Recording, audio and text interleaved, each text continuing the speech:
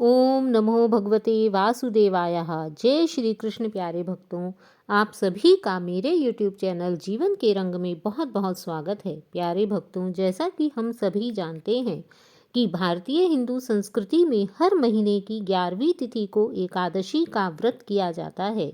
यह तिथि अत्यंत पवित्र मानी जाती है। प्रत्येक मास में 2 एकादशी तिथि आती हैं, एक शुक्ल पक्ष की एकादशी तथा दूसरी कृष्ण पक्ष की एकादशी। एकादशी तिथि भगवान विष्णु को समर्पित होती है। एकादशी तिथि के दिन भगवान विष्णु को प्रसन्न करने के निमित्त पूजा अर्चना की जाती है। एकादशी तिथि के दिन जो भी भक्तजन पूर्ण श्रद्धा भाव से विधि विधान से व्रत एवं पूजा करते हैं, श्री हरि भगवान विष्णु उन सभी की समस्त मनोकामनाएं शीघ्र ही पूरा करते हैं।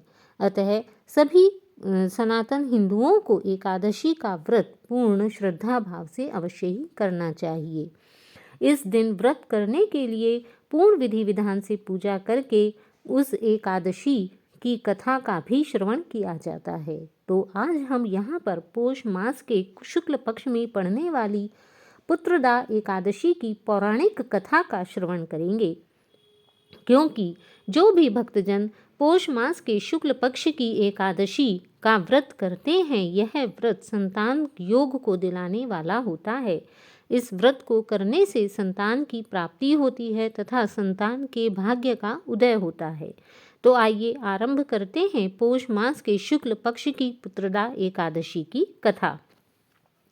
कहते हैं कि महाराज युधिष्ठिर ने पूछा, हे भगवान, आपने सफला एकादशी का महात्म्य बताकर बड़ी कृपा की। अब कृपा करके यह बतलाइए कि पोष शुक्ल एकादशी का क्या नाम है, उसकी क्या विधि है और उसमें कौन से देवता का पूजन किया जाता है।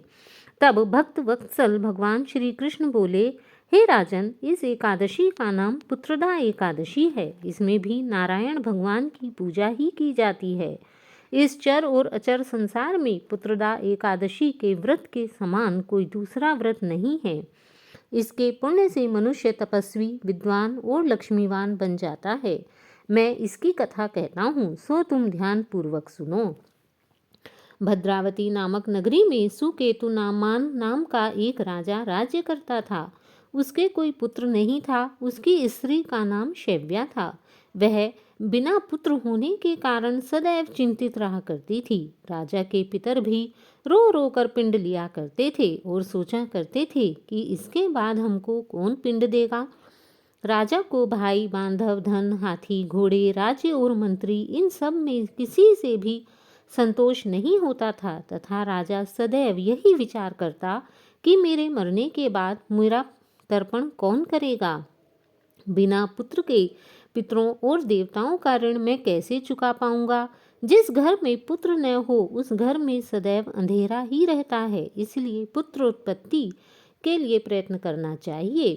जिस मनुष्य ने पुत्र का मुख देखा है वह धन्य है। उसको इस लोक में यश और परलोक में शांति मिलती है, अर्थात उसके दोनों लोक सुधर जाते हैं। पूर्व जन्म के कर्म से ही इस जन्म में पुत्र, धन इत्यादि प्राप्त होते हैं। राजा इसी प्रकार दिन रात चिंता में लगा रहता तथा उसे कहीं भी चैन न मिलता था। एक समय तो राजा ने अपने शरीर को त्याग देने का निश्चय किया, परंतु आत्मघात को महान पाप समझकर उसने ऐसा नहीं किया। एक दिन राजा ऐसा ही विचार करता हुआ अपने घोड़े पर चढ़कर वन को चल दिया तथा पक्षियों और वृक्षों को देखने लगा। उसने देखा कि वन में मृग, व्याघ्र, सूअर, सिंह, बंदर, सर्प आदि सभी भ्रमण कर रहे हैं। हाथी अपने बच्चों और हथनियों के बीच घूम रहा है। इस वन में कहीं तो गीदड़ अपने कर्कश स्वर में बोल रहे हैं, कहीं उल्लू ध्वनि कर रहे हैं। वन के दृश्यों को देखकर राजा सोच विचार में लग गया। इस प्रकार आधा दिन बीत गया। वह सोचने लगा कि मैंने कई यज्ञ किए, ब्राह्मणों को स्वादिष्ट भोजन से तृप्त किया, फिर भी मुझे पुत्र नहीं हुआ। आखिर मुझको यह दुख क्यों प्राप्त हुआ। राजा प्यास के मारे अत्यंत दुखी हो गया और पानी की तलाश में इधर उधर फिरने लगा। थोड़ी दूरी पर राजा ने एक सरोवर देखा। उस सरोवर में कमल खिले हुए थे तथा सारस, हंस, मगरमच्छ आदि विहार कर रहे थे। उस सरोवर के चारों तरफ मुनियों के आश्रम बने हुए थे। उसी समय राजा के दाहिने अंग फड़कने लगे। राजा शुभ शकुन समझकर घोड़े से उतरकर मुनियों को दंडवत प्रणाम करके वहीं बैठ गया। राजा को देखकर मुनियों ने कहा, हे राजन, हम तुमसे अत्यंत प्रसन्न हैं। तुम्हारी क्या इच्छा है, सो कहो। राजा ने पूछा, महाराज, आप कौन हैं और किस लिए यहाँ आए हैं, कृपा करके बतलाइए। तब मुनि कहने लगे, हे राजन, आज संतान देने वाली पुत्रदा एकादशी है। हम लोग विश्वदेव हैं और इस सरोवर में स्नान करने के लिए आए हैं। यह पोष का महीना बहुत ही पवित्र है। यह सुनकर राजा कहने लगा कि हे महाराज, मेरे भी कोई संतान नहीं है। यदि आप मुझ पर प्रसन्न हैं तो एक पुत्र का मुझे भी वरदान दीजिए। तब मुनि बोले, हे राजन, आज बहुत ही शुभ समय है, क्योंकि आज पुत्रदा एकादशी है तथा आप अवश्य ही आज के दिन व्रत का पालन करें। भगवान की कृपा से अवश्य ही आपके घर पुत्र उत्पन्न होगा। मुनि के वचनों को सुनकर राजा ने उसी दिन एकादशी का व्रत किया और द्वादशी को उसका पारण किया। इसके पश्चात मुनियों को प्रणाम करके राजा महल में वापस आ गया। कुछ समय बीतने के बाद रानी ने गर्भ धारण किया और 9 महीने के पश्चात उनको एक पुत्र उत्पन्न हुआ।